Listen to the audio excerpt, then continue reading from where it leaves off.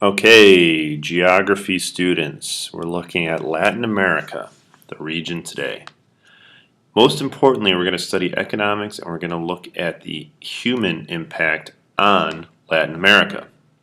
So we'll start with economics, making money in Latin America. We have multiple flags that represent the different countries of Latin America. First question to be asked, how is the money made? So how is the money through made? Agriculture. Latifundia and Minifundia. These are the types of farms in many Latin American countries. These are the types of farms in Cash many crops Latin are American planted. countries. These are Big high and demand small crops that yield farms. high Cash profits. crops. These are high Examples demand would be crops that yield oil, high profits. oil. Things like tobacco, cotton, things like that. Livestock, cattle and ranches. Many of our meats come from Latin America. Industry. Most countries are developing and beginning to grow their industry.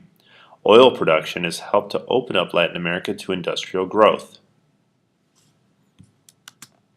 Transportation and communication. The major way that people get around in Latin America are the Pan-American Highway and railroads. They are the most common way to move people and goods around Central and South America. Also, newspapers, radios, and television. Often these are controlled or censored by the government. Not every country in the world has freedom of speech and press as the United States does. Specifically, a lot of the Latin American countries have censorship, sometimes with socialist or dictatorships. Telephones, cellular phones are limited by the country's financial standing if they can afford to put in the phone lines or the cell phone towers. On another note, internet access is growing every day for people, but is still limited based on financial need and hardships that each country may or may not have. Trade and some interdependence. The two main trade agreements, NAFTA and CAFTA, are described there as the North American Free Trade Agreement between the United States, Mexico, and Canada. And then we have CAFTA, which is the Central American Free Trade Agreement. In 2005, the United States, Costa Rica, El Salvador, Guatemala, Honduras, Nicaragua, and the Dominican Republic came together to open up trade between parts of North America, Central America, South America. Next, the environment. You have a beautiful picture there of the rainforests in Latin America, and we have the people and how they interact with it. So the first thing is farming and forests. They're actually farming the forests. Slash and burn farming. This is the process of burning down massive amounts of trees for the sake of being able to farm the land.